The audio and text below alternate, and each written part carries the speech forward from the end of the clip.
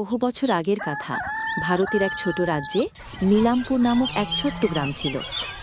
নীলামপুর নামক গ্রামে তীর্থ নামের এক দরিদ্র কৃষক বাস করত। সে স্বভাবের দিক থেকে একেবারে সোজাসাপটা এবং সবার সাহায্যকারী মানুষ ছিল। কিন্তু এত পরিশ্রম করেও তার সংসার চালানো খুবই কষ্টসাধ্য হয়ে যেত তীর্থর জন্য। তার পরিবারে তার স্ত্রী ও 2 সন্তান ছিল। এই দারিদ্র্যপূর্ণ পরিস্থিতি দেখে তীর্থ তার স্ত্রীকে বলল, আমি দিনরাত এত পরিশ্রম করি, তবুও আমরা শুধু শুকনো রুটি খেয়েই জীবনযাপন করি।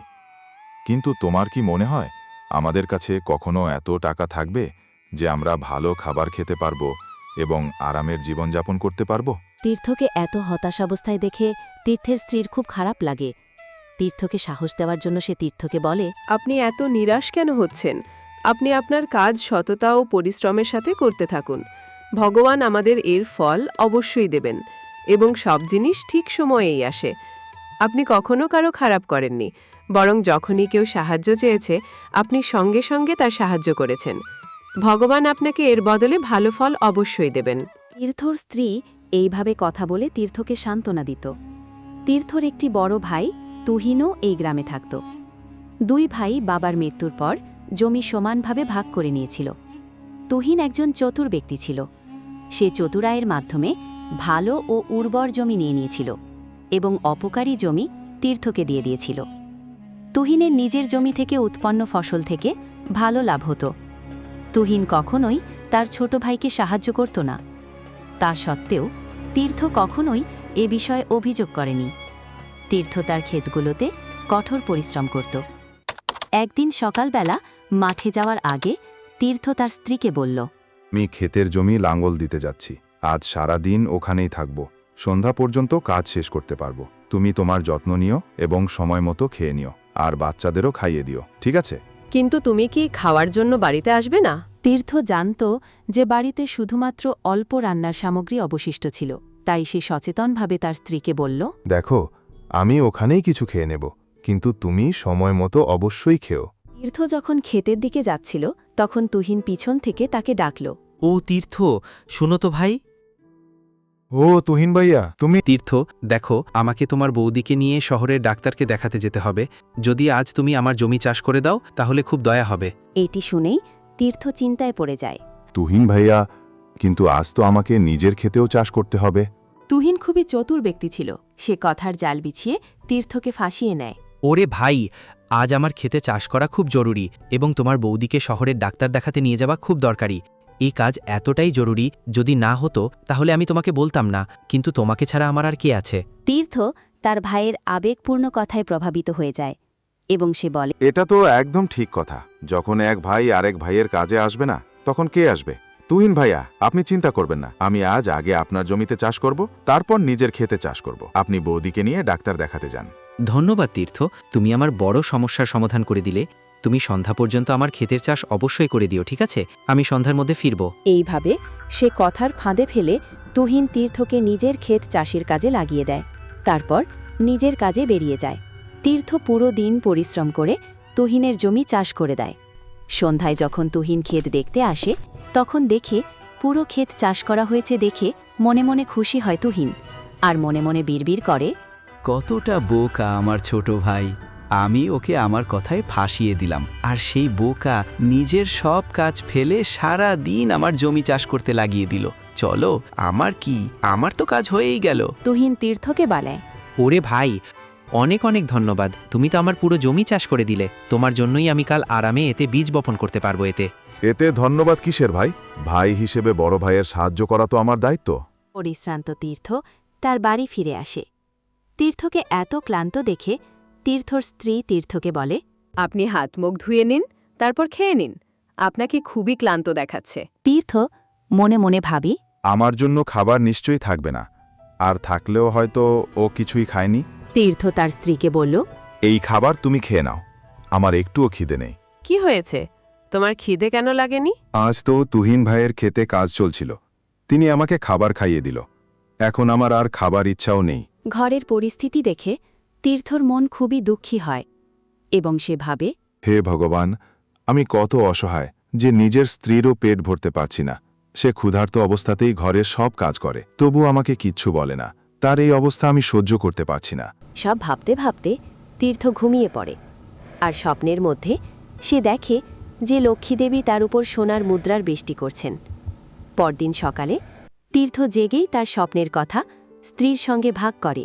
গত রাতে আমি একটা স্বপ্ন দেখেছি। স্বপ্নের মধ্যে মহালক্ষ্মী আমার উপর সোনার মুদ্রার বৃষ্টি করছিলেন, আর আমাদের দারিদ্র্য দূর হয়ে গেল। তীর্থর স্বপ্নের কথা শুনে তীর্থর স্ত্রী বলে, এটা তো খুবই ভালো স্বপ্ন। সকালের স্বপ্ন সত্যি হয়। দেখো, ভগবান অবশ্যই সাহায্য করবেন। চলো আজ মাঠে গিয়ে চাষের কাজ শুরু করি। ফেরার পথে কিছু খাবারের সামগ্রীও নিয়ে আসব। এই বলে তীর্থ মাঠে চলে যায় আর সেখানে গিয়ে জমি চাষ করতে শুরু করে। চাষ করার সময় তার কোদাল কোনো কিছুর সঙ্গে ধাক্কা খায়। আরে এটা কি? মনে হচ্ছে বড়সড় কোনো পাত্র। খুঁড়ে দেখি ওটা কি। সে খুঁড়তে থাকে আর দেখে আসলে এটা কি। তীর্থ আর একটু খুঁড়তেই সে দেখতে পায় একটি বড়সড় মাটির হাঁড়ি। হাঁড়ি খুলতেই তার চোখ বিস্ময়ে বড় বড় হয়ে যায়। হাঁড়ির মধ্যে ছিল সোনার দুটি মোহর।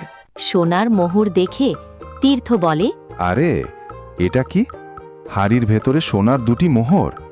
ভগবান আমার কথা শুনেছেন আর আমার স্বপ্ন সত্যি হয়ে গেছে। তাই তো আমি সোনার মোহর পেয়েছি। হঠাৎ তার সামনে এক বৃদ্ধা মা এসে বলে, বাবা, আমি এক অসহায় বৃদ্ধা। আমার এক আদরের গরু আছে। দুধ বেচে আমি কোনোভাবে পেট চালাই। আমার এই পৃথিবীতে কেউ নেই, কিন্তু সেই গরুটাই আমার সব। সে অসুস্থ হয়ে পড়েছে আর তার চিকিৎসার জন্য অনেক খরচ হবে। তুমি কি আমাকে কিছু সাহায্য করতে পারবে? ভগবান তোমার সব কষ্ট দূর করে দিক। এই কথা শুনে তীর্থ কিছুক্ষণ ভাবতে থাকে। সে ভাবতে লাগল, যেমন আমি একসময় গরিব ও অসহায় ছিলাম, এই বৃদ্ধা ঠিক তেমনই। ভগবান যেমন আমাকে সাহায্য করেছেন, তেমনি আমিও সোনার দুটি মোহর পেয়েছি। তাহলে কেন আমি এর মধ্যে একটি মোহর এই বৃদ্ধাকে দেব না? এতে তার সমস্যাও দূর হয়ে যাবে। এই ভাবনা থেকে তীর্থ বৃদ্ধাকে এক সোনার মোহর দিয়ে দিল। বুড়িমা, আমার কাছে টাকা নেই, কিন্তু এটি একটি সোনার মোহর। এটি রাখুন। বাজারে বিক্রি করলে আপনাকে ভালো পরিমাণ টাকা মিলবে, যা দিয়ে আপনি আপনার গরুর চিকিৎসা করাতে পারবেন। তুমি নিজে সমস্যায় আছো, কিন্তু তবুও অন্যদের কথা ভাবছ। আমার আশীর্বাদ রইল যে তোমাকে আর কখনো দারিদ্র্যের সামনা করতে না হয়। তীর্থ সেই এক সোনার মোহর নিয়ে বাজারে যায় এবং একটি সোনার মোহর বিক্রি করে সে বাজার থেকে খাবার দাবারের সামগ্রী নিয়ে বাড়ি ফিরে আসে। তীর্থর স্ত্রী তার কাছে এত কিছু দেখে তীর্থর স্ত্রী আশ্চর্য হয়ে জিজ্ঞেস করে, তুমি তো অনেক কিছু নিয়ে এলে, আর এই মাটির হাঁড়িটাই বা কি? আজ আমি ক্ষেত চাষ করার সময় এই মাটির হাঁড়িটি পাই। এর ভেতর এক সোনার মোহর ছিল, যা আমি বিক্রি করেছি। সেটা থেকে অনেক টাকা পেয়েছি, যার দ্বারা আমি খাবার দাবারের সমস্ত জিনিস কিনেছি। তীর্থ ও তার স্ত্রী সেদিন রাতে পেট ভরে খেয়ে বিশ্রাম নেয়। তারা ঘুমিয়ে পড়তেই তীর্থ স্বপ্ন দেখে, যেখানে মহালক্ষ্মী তীর্থকে বলেন, তীর্থ, আমি তোমার উপর খুব খুশি। তুমি নিজে সমস্যায় থাকলেও এক অসহায় বৃদ্ধার সহায়তা করেছ, যখন তোমার কাছে মাত্র দুটি মোহর ছিল। তার মধ্যে থেকে তুমি একটি তাকে দিয়েছ। আমি তোমাকে আশীর্বাদ দিচ্ছি। এই মাটির হাঁড়িটি যা তুমি তোমার ক্ষেত থেকে পেয়েছ, সেটি এক জাদুর হাঁড়ি, যেখানে প্রতিদিন সকালে একটি সোনার মোহর আসবে, যা বিক্রি করে তুমি তোমার সংসার চালাতে পারবে। এখন তোমাকে সারা জীবন দারিদ্র্যের সম্মুখীন হতে হবে না, এবং এখন থেকে তোমার জীবন সুখী ও সমৃদ্ধ হবে। তীর্থ হঠাৎ জেগে ওঠে এবং স্বপ্ন সম্পর্কে চিন্তা করতে থাকে। আগের দিন স্বপ্নে মহালক্ষ্মী আমাকে সোনার মোহর দিয়েছিলেন এবং স্বপ্ন সত্যি হয়েছিল। মনে হয় প্রতিদিন একটি সোনার মোহরের ব্যাপারটিও সত্য হবে। মহালক্ষ্মী আমার উপর কৃপা করেছেন। পরের দিন ভোরবেলায় তীর্থ হাঁড়িটি দেখতে গিয়ে দেখে তাতে একটি সোনার মোহর এসে গেছে। এটি দেখে তীর্থ খুব খুশি হয় এবং তার স্ত্রীকে সমস্ত ঘটনা বলে।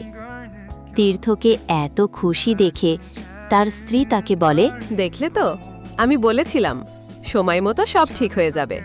তুমি সবসময় মানুষের সাহায্য করেছ, এটাই তোমার পুরস্কার। ভগবান তোমাকে আশীর্বাদ দিয়েছেন। এখন আমাদের দুঃখ কষ্ট এবং দারিদ্র্যের দিন শেষ। যদি প্রতিদিন আমরা একটি নতুন সোনার মোহর পাই, তাহলে আমরা ভালোভাবে সংসার চালাতে পারব এবং চাষাবাদের জন্য বাজার থেকেও জিনিসপত্র আনতে পারব। এখন আমাদের আর কোনো চিন্তা করার দরকার নেই। এরপর থেকে প্রতিদিন সেই জাদুকরি হাড়িতে একটি সোনার মোহর আসতে থাকে এবং তীর্থ তা বিক্রি করে জীবিকা নির্বাহ করছিল। এখন তাদের জীবন খুবই স্বাচ্ছন্দ্যে কাটছিল।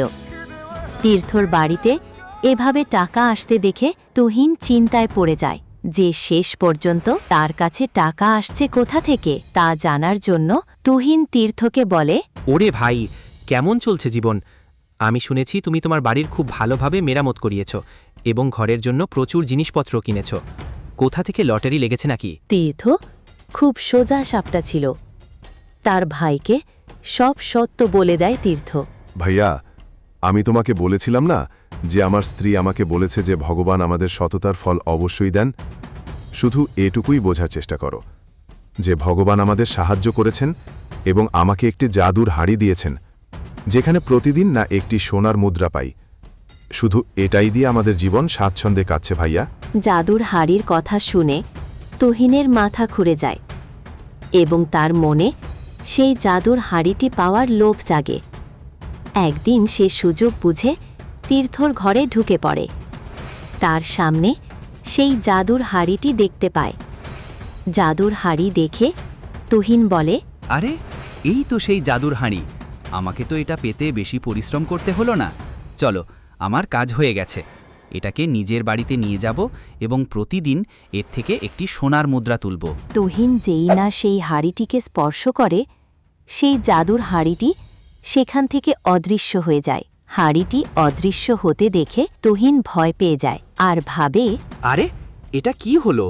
তীর্থ তো বলেছিল এটি এক জাদুর হাড়ি, কিন্তু আমার স্পর্শ করতেই এটি অদৃশ্য হয়ে গেল। এখন আমাকে অন্য কোনো দিন সুযোগ বুঝে এটি চুরি করতে হবে। তুহিন হাড়িটি চুরি করার ইচ্ছা নিয়ে আবার তীর্থর বাড়িতে ফিরে আসে। কিন্তু যেই সে আবার হাড়িটিকে স্পর্শ করে, এটি আবার অদৃশ্য হয়ে যায়। ঠিক তখনই হঠাৎ তীর্থ সেখানে এসে হাজির হয়। ভাইয়া, আপনি এখানে এখানে আসা কিভাবে হলো? আরে তীর্থ ভাই, আমার মুরগি জানি না কোথায় চলে গেছে। শুধু সেটাকে খুঁজতে খুঁজতে এখানে চলে এসেছিলাম। ভাবলাম হয়তো পেছনের দরজা দিয়ে তোমার বাড়িতে ঢুকে গেছে, কিন্তু এখানে তো পেলাম না। ঠিক আছে, আমি চললাম। তীর্থ নিজের ভাইয়ের ভাবনা বুঝে যায় এবং মনে মনে ভাবে, নিশ্চিতভাবে ভাই মাটির হাড়ি চুরি করতে বাড়িতে ঢুকেছে, কিন্তু আমি ওকে কিছু বলতে পারবো না। ওদিকে তুহিন এটা বুঝতে পারছে। মাটির হাড়িটি ভাইকে ঈশ্বর তার সততার জন্য প্রদান করেছেন। তার জাদু শুধুমাত্র তার জন্যই। তীর্থর ভালোবাসা ও সততার ফল ঈশ্বর ওকে দিয়েছে।